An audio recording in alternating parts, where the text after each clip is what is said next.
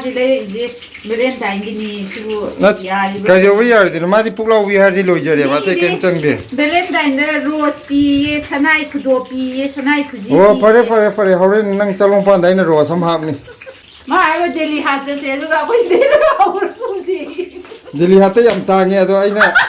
sida kang ho ra ho ra ko ina ada char ja ni kai kai ge do anita gi me thel nang le dina mana he sindu dor aba khojai gi do ai dum saning ye ai ji khudok dum dor saning yare mo ubde dum khange khasai de khajai no pe na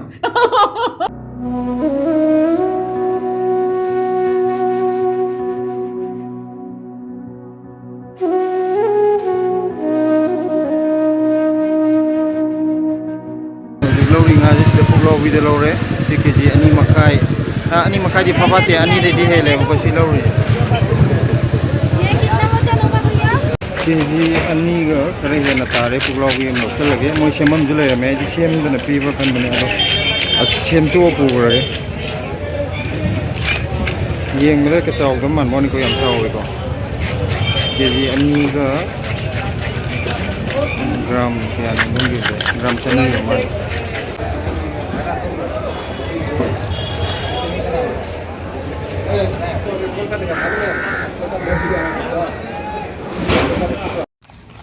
sidi kaino sidi chuku toro hori me ekta aroi bine ma sida hori sidi nungai peruksi kaino hekto oge sandakti leba hapaga khara hap as khusang yengo jana par haji mamang dagi mo handak ni heleba sieng kaino ni yom chakam tanna na singju tok tharaga chatharaje na silana masaji nung nungai ti tan talle ha bu de puklau wi am ju kok thong tu e ma na sai nung din tum ngai de loi thong bi ram yes na thong bi de ai nei sau lam de lam de dro nom de su jakhom de tang na nupa mo oi bagi mathau tong de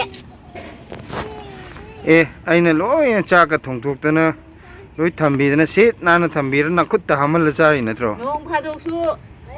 YouTube da chai sing thong bagi blog da ju mate ma yaw ni thong yaw de te mayam na aina nungti gi thong da khang to ki ni hap ta bai wa ne da aseng boi hap di mayam na khang doi ne ma sila ji nong to chak thong da boi ren du na ra na nungti gi ai thong la ga dum nam hal je video namam dai da nang kitchen de ko feli na tro ina mi na nang lan lo gi ni na lan na gam ta lo je ra na nong phadok tu su thong be nungti gi thong gi du de nungti gi thong do nong phadok ka tang thong na sigi ma sana kan di matai jen te hek ke taw na aso bu du hana loi kan to aso bu du yok dra kan da sit na la kan da manung gi du phak pu ngai na ba aso bu je loi hek to je ha da loi na ma ti ya mani ya ani ra hoi ni nang na hek pe ko na ga da bu du he o ne ani ra thong sa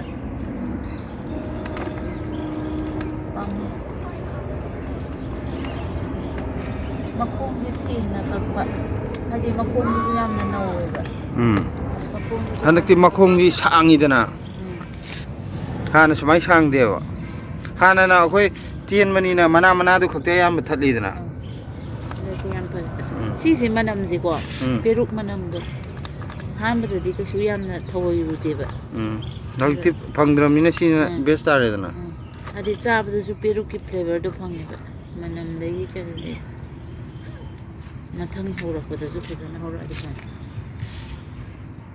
mathang hor po de ju lebak smaina hapi ri dum hor kani sila adi nem jalak po do nem jalak po do atai gi nti ba lebak tu phajan sembi da bai ne ba adigi ning tham tha matam da ma piction gi ba adudi upai leitre ma gi off season du de mi ju matam hai bam lei ni na ba nung dai peruk ka ma ju mathamo yam kalam gan mani pura nang bam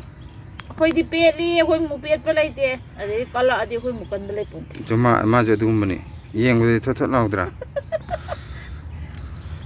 gari nang han hai na ingon tang dam na ya ba emma be thoi ka doi no adu manung de sanga no ko da dum layo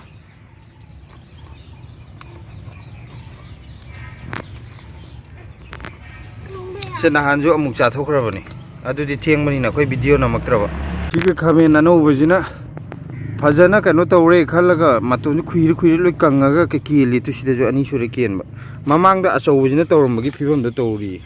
ꯑꯃꯗꯤ ꯁꯤꯗ ꯈꯥꯃꯦꯟ ꯄꯥꯜꯂꯤ ꯃꯥꯅ ꯁꯤ ꯁꯣ ꯅꯥꯀꯟꯒꯤꯁꯤꯗꯤ ꯑꯩ phone ꯑꯃ ꯈꯥꯃꯦꯟꯁꯦ ꯋꯥꯈꯜ ꯅꯨꯡꯉꯥꯏꯇ꯭ꯔꯦ ꯁꯤꯁꯤꯃ ꯑꯅꯤꯁꯦ ꯍꯥꯏꯗꯤ ꯃꯄꯥꯟꯁꯦ ꯃꯌꯥꯝ ꯁꯥꯠꯂꯛꯑꯒ ꯀꯩꯅꯣ ꯇꯧꯕꯁꯦ ꯈꯨꯏꯔꯤ ꯇꯧꯔ ꯂꯣꯏ ꯂꯩꯕꯁꯦ ꯁꯤꯒꯤ ꯑꯔꯤꯕꯁꯨ ꯆꯣꯡꯈꯠꯂꯛꯑꯦ ꯃꯄꯥꯟꯁꯨ ꯂꯥꯛꯑꯦ ꯑꯣꯏꯗꯣꯔꯤꯕ꯭ꯔꯥ ꯀꯦꯟꯗꯣꯔꯤꯕ꯭ꯔꯥ ꯃꯃꯥꯡ ꯆꯍꯤꯗꯁꯨ ꯑꯍꯥꯟꯕꯗꯤ ꯐꯖꯅ ꯀꯩꯅꯣ ꯇꯧꯔꯝꯃꯦꯕꯀꯣ ꯄꯪꯀꯦꯠꯅ ꯀꯦꯜꯂꯝꯃꯦꯕ ꯑꯗꯨꯒ खर लेगा फजन पानखलेबा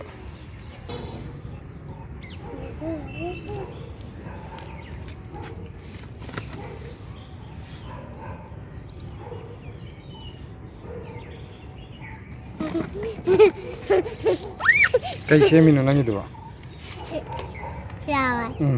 चानबनी को मंगन बेयादे अम हापचलो से अखोइना गजीपुरदगी लैथरक पंगादने ना खुद खुतम तलाव थोंगा फुगलाविनी मैम फजरा केजी अनी मखाई कितंग फवाते nga ama khakdani fadi fajare nga de pele yengoda सिजना थोंनाबाना सिलाना होजि थोंथोनी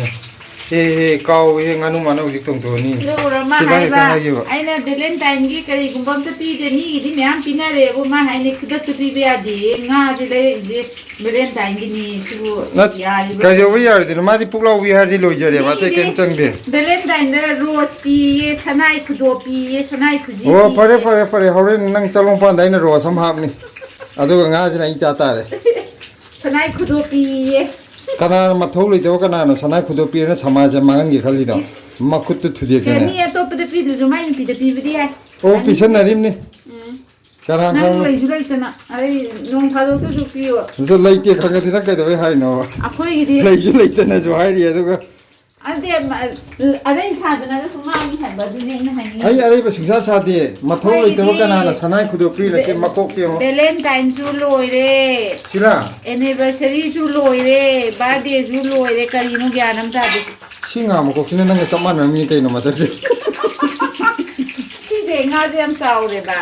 खाउ कि खरा कम ओइरे दु कैसु काइ देसे खाउ अैना फजना सोइबुंग थोंगनी ममांग दे सोइबुंग थोंगी त अजिना कोना सोइबुंग थोंदरनी हौजिकना सिगी तुइन थोंगजे थोंगनी दुगा सिजना टावर थमे टेम्पो में हम जे रोने मक पुछोकी दरे हांगिना छोइ लमगन सिगी मचा जे लम है पे मन नंग मै nga चोंग कापसरकनी nga ना फरक लो काप दिको तौजी खदरसी अैने युम बारा बुदगी बागे बो काउसले कनाइ बाटी न आइजा नंगी बागे नंग थाइना बाटी का तौर फराइजा तेरा बर्थडे ने ना केक कक से हैबे नते अैना अपडेट मांगा सी बर्थडे नि गाना गा साबो कोइ थोंगी जाइदो ओइद्रे लाओ कोइ थोर जरा सा ला लाख तो रहंदगी बर्थडे ए हौजिते हो मे त कोइ रदाउनी बर्थडे यो दुनिया जे त कोइ थो दउनी जरा काय पाको चौ जे काय चौ जे दिल्ली आते पुबिरो आइने मार्केट पुबिरो रेन मादी याम अंगांग होइना अहन होइदरमिना आइजु ओइरो सिन मा आइजे आइजु सुनोय ओइरो आई चही दियो हां मन दिल्ली द मामिंग याम चटपा आइने मार्केट नाम लैबने होरे नंग पुबिगे कोयो दिल्ली हाद की वखन ने पुबि दिल्ली आ चौ जायरा या तांगे मा आइबे दिल्ली हाद से दुगा कोइ देरो और पुबि दिल्ली हाते याम तांगे अदो आइना सिदा कांगो बोरा होरा रोइना आदा चारु जायने कई काई बदो चंगांग खरा म कइनोदा अखोगी बोतल प्लास्टिक की हापनी मीना कोका कोला मानबा प्लेट ती कई हातगे मोइ स्टील द पुछोय कइनगिरो दिल्ली हातलगा बोरा दुदि योम पोरगे ब जो पाइ दो न करी प्लेट नो प्लास्टिक की प्लेट लइए फगे का तैंगा यारे को कंगबा पान फुंगानो आइना जारो अदुरदि मया म कइम खंगरो नंग आई मै थनिया जो चंगांग खरे लोला कोका कोला बोतल दो हापा पुगदो न खै लइगे दाइ यामना ओइ पिथो खरे आई नंग अदु मता वकनी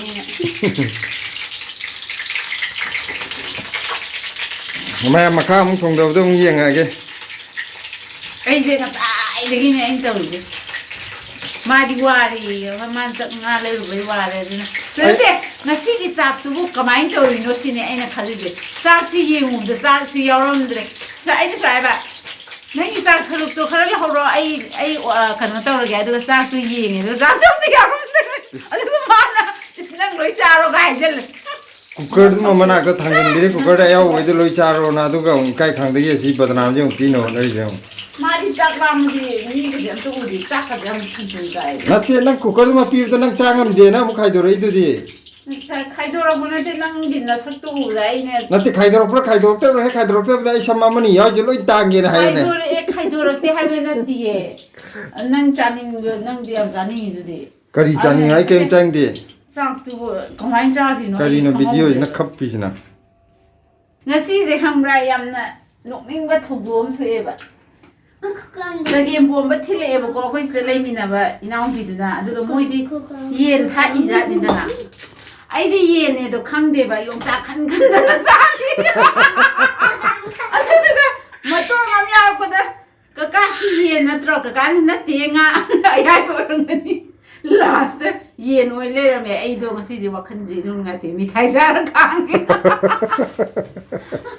ꯇꯜꯂꯦ ꯃꯤ ꯅꯪ ꯅꯁꯥ ꯅꯃꯥꯏ ꯀꯣꯛꯄꯤꯗ ꯅꯨꯡꯁꯤꯗꯅ ꯈꯔ ꯅꯣꯏꯖꯖꯅꯣꯅ ꯃꯤꯅ ꯑꯍꯥꯎ ꯍꯥꯞꯄ ꯄꯤꯔꯛꯑꯦ ꯀꯣꯛ ꯂꯣꯏ ꯆꯥꯊꯣꯛꯀꯦꯗꯤ ꯂꯩꯇ꯭ꯔꯒ ꯑꯗꯨꯃꯥꯏꯅ ꯑꯗꯨ ꯆꯥꯏꯒ ꯆꯥꯗꯦ ꯁꯨꯒ ꯂꯩꯔꯗꯤ ꯑꯗꯨꯒꯤ ꯐꯤꯕꯝꯗꯣ ꯑꯗꯨꯝ ꯇꯥꯕ ꯁꯤꯒꯤ ꯃꯀꯣꯛꯁꯤ ꯑꯗꯨꯝ ꯃꯥꯟ ꯂꯩꯇꯥꯕ ꯌꯦꯡꯉꯨ ꯃꯥꯟꯅꯗ꯭ꯔꯦ ꯌꯦꯡꯉꯨ ꯁꯤꯜꯂꯥꯒ ꯀꯀꯥ ꯑꯉꯥꯡꯁꯦ ꯄꯨꯊꯣꯛꯈ꯭ꯔꯣ ꯌꯥꯔꯦ ꯂꯥꯎ ꯊꯣꯏ ꯂꯥꯎ ꯄꯤꯈꯥꯎ ꯍꯥꯞꯄ ꯄꯨꯔꯒꯦ ꯂꯥꯎ ꯑꯩꯈꯣꯏꯒꯤ ꯐꯤꯕꯝꯁꯦ ꯁꯤꯗꯤ ꯃꯍꯤ ꯌꯥꯝ ꯌꯥꯎꯕ ꯃꯥꯟꯕꯩ ꯋꯥꯅꯤ ꯃꯍꯤꯁꯤ ꯀꯩꯁꯨ ꯌꯥꯎꯗꯦ ꯁꯧꯔꯦ ꯐꯗꯤꯒꯣꯝ ꯍꯥꯞꯄꯦ ꯁꯤ ꯊꯣꯡꯖꯤꯜꯂꯒꯦ ꯑꯩꯈꯣꯏ ꯉꯁꯥꯏ ꯍꯦꯛꯄ ꯀꯩꯅꯣꯗꯨꯅꯦ ꯅꯨꯡꯒꯥꯏ ꯄꯦꯔꯨꯛꯇꯨ ꯑꯗꯩ ꯁꯤꯗꯅ ꯌꯣꯡꯆꯥꯛ ꯈꯔ ꯂꯩꯔꯦꯀꯣ ꯑꯗꯒꯤ ꯅꯪꯒꯤ ꯃꯪꯒꯨꯟꯁꯦ ꯑꯐꯨꯠꯄ꯭ꯔꯥ ꯐꯨꯠꯇꯦ ꯑꯩ ꯊꯥꯎ ꯃꯆꯨꯝ ꯗ꯭ꯔꯣꯞ ꯑꯃꯅꯤ ꯍꯥꯞꯄꯒꯅꯦ ꯈꯔ ꯉꯧꯊꯣꯛꯄꯩ ꯇꯥꯏꯞ ꯇꯧꯔꯒ ꯁꯨꯒꯥꯏꯕ ꯁꯤꯡꯖꯨ ꯑꯃ ꯅꯥꯟꯅ ꯁꯨꯊꯔꯒꯦ ꯑꯗꯨꯒ ꯑꯃꯁꯦ ꯑꯗꯨ ꯂꯣꯏꯔꯒ ꯑꯣꯏꯅ ꯌꯦꯛꯍꯜꯂꯁꯤꯔꯥ ꯍꯥꯏꯔꯣ ꯑꯇꯩꯗꯤ ꯅꯨꯡꯉꯥꯏꯔꯤꯕꯣ ꯃꯌꯥꯝꯅ ꯅꯨꯡꯉꯥꯏꯔꯤ ꯍꯥꯏꯔꯛꯑꯦ ꯕ꯭ꯂꯦꯁꯤ ꯅꯪꯗꯤ ꯅꯨꯡꯉꯥꯏꯔꯤꯕꯣ ꯕꯤꯁꯤꯁꯨ ꯅꯨꯡꯉꯥꯏꯔꯤ ꯕ꯭ꯂꯦꯁꯤꯁꯨ ꯅꯨꯡꯉꯥꯏꯔꯤꯌꯦ ꯕ꯭ꯂꯦꯁꯤꯗꯤ ꯂꯝ ꯍꯦꯟꯗ꯭ꯔꯣ ꯍꯦꯟꯗꯦ ꯁꯣꯟꯗ ꯑꯣꯟꯁꯤꯜꯂꯛꯑꯣ ꯑꯗꯣ ꯍꯦꯟꯗꯦ ꯍꯦꯟꯗꯤꯌꯦ ꯑꯁꯦꯡꯕꯩꯔꯅꯦ ꯊꯥꯖꯈꯤꯗ꯭ꯔꯦꯗ ꯁꯤ ꯅꯪ ꯎꯂꯔꯣꯏꯗ꯭ꯔꯥ ꯎꯠꯂꯤꯁꯤꯗꯤ ꯅꯠꯇꯦ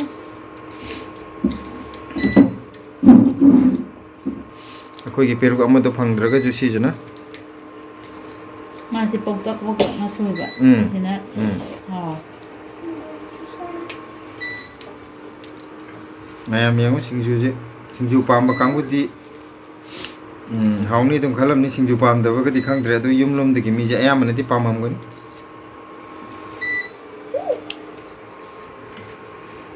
ꯑꯩꯈꯣꯏ ꯌꯨꯇ꯭ꯌꯨꯕ ꯐꯦꯃꯤꯂꯤꯗꯅꯦ ꯑꯅꯤꯇꯥꯒꯤ ꯃꯊꯦꯜꯅ ꯑꯃ ꯂꯩꯗꯅ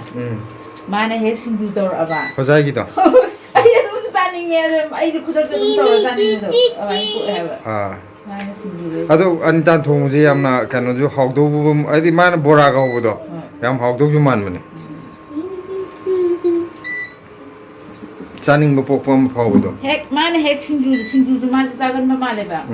ꯃꯥꯏ ꯕ꯭ꯂꯣꯛꯁꯦ ꯑꯩꯈꯣꯏꯁꯨ ꯑꯗꯨꯝ ꯌꯦꯡꯉꯤꯗꯅ ꯔꯦꯒꯨꯂꯔ ꯃꯥꯅ ꯍꯦꯛ ꯁꯤꯡꯖꯨ ꯇꯧꯔꯕ ꯑꯩ ꯈꯨꯗꯛꯇ ꯁꯤꯡꯖꯨ ꯑꯗꯨꯝ ꯆꯥꯅꯤꯡꯉꯤ ꯆꯥꯕ ꯅꯨꯃꯤꯠꯁꯨ ꯌꯥꯎꯋꯦ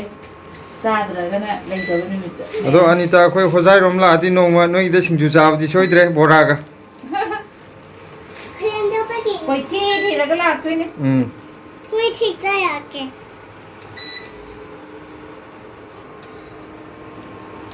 ꯑꯩꯈꯣꯏꯗꯤ ꯃꯣꯔꯣꯛꯇꯤ ꯄꯥꯡ ꯊꯥꯛꯇ꯭ꯔꯦꯗꯤ ꯃꯣꯔꯣꯛꯁꯦ ꯎ ꯃꯣꯔꯣꯛꯀꯁꯦ ꯑꯩ ꯂꯣꯏ ꯂꯪꯊꯣꯛꯈ꯭ꯔꯦ ꯅꯍꯥꯟ ꯌꯥꯝ ꯁꯥꯕ ꯃꯥ ꯍꯥꯟꯅ ꯆꯥꯛ ꯆꯥꯕ ꯍꯦꯛꯇ ꯍꯧꯔꯝꯃꯤꯁꯦ ꯌꯦꯡꯉꯣ ꯑꯩꯅ ꯍꯥꯏꯗ꯭ꯔꯥ ꯃꯌꯥꯝ ꯃꯥꯗꯤ ꯃꯥ ꯆꯥꯛꯀꯁꯦ ꯂꯣꯏꯗꯣꯔꯦ ꯑꯩꯅ ꯆꯥꯛ ꯌꯥꯝ ꯈꯤꯇꯪ ꯂꯧꯔꯛꯇꯕꯩꯅ ꯉꯥꯏꯕ ꯎꯏꯌꯦ ꯊꯣꯏ ꯌꯥꯔꯦ ꯇꯣ ꯑꯩꯅ ꯍꯥꯏꯗ꯭ꯔꯥ ꯃꯌꯥꯝ ꯌꯦꯡꯉꯣ ꯃꯥꯗꯤ ꯌꯦꯡꯉꯣ ꯀꯅꯥꯝꯇ ꯌꯦꯡꯕꯖꯥꯠ ꯅꯠꯇꯦ ꯃꯆꯥꯕꯨ ꯌꯦꯡꯉꯝꯃꯣꯏ ꯃꯥꯗꯤ ꯆꯥꯛꯄꯨ ꯂꯥꯝꯃꯗꯤꯕ ꯃꯥ ꯃꯊꯣꯡ ꯃꯔꯝ ꯈꯪꯗꯕꯅꯦꯕ ꯑꯗ ꯑꯩꯒꯤꯅ ꯌꯦꯡꯉꯣꯅꯦ ꯆꯥꯛꯁꯦ ꯌꯦꯡꯉꯣ ꯍꯤꯟꯖꯥꯡꯕꯨ ꯍꯦꯛ ꯀꯣꯊꯕꯤꯔꯝꯗꯦ ꯃꯥ ꯍꯥꯟꯅ ꯅꯝ ꯑꯩ ꯂꯩꯔꯝꯃꯦ ꯆꯥꯛ ꯈꯤꯇꯪ ꯈꯛꯇꯅꯦ ꯊꯤꯕ ꯅꯪꯒꯤ ꯃꯌꯥꯝ ꯊꯤꯕꯤꯔꯤꯅꯦ ꯌꯥꯔꯦ ꯏꯕꯨꯡꯉꯣ ꯎꯕꯗ ꯑꯗꯨꯝ ꯈꯪꯉꯦ ꯉꯁꯥꯏꯗꯨꯗ ꯐꯤꯕꯝꯗꯨꯗ ꯑꯗꯨꯝ ꯈꯪꯉꯦ ꯌꯥꯔꯦ ꯈꯖꯥꯏ ꯅꯣꯏ ꯐꯩꯅ ꯅꯃꯤꯠꯀ ꯑꯝꯇ ꯄꯥꯡꯗ꯭ꯔꯦ ꯏꯕꯨꯡꯉꯣ ꯁꯛ ꯐꯖꯕ ꯆꯥꯛ ꯈꯔ ꯍꯟꯗꯧ Sini temenin bagi ya. ꯃꯥꯗꯤ ꯌꯥꯝ ꯍꯩꯕꯅꯦ ꯋꯥ ꯉꯥꯡꯕꯁꯦ ꯍꯥꯏꯗꯤ ꯈꯨꯗꯝ ꯆꯥꯡꯗꯝ ꯂꯣꯏ ꯄꯤꯔꯒ ꯉꯥꯡꯕꯅꯦꯕ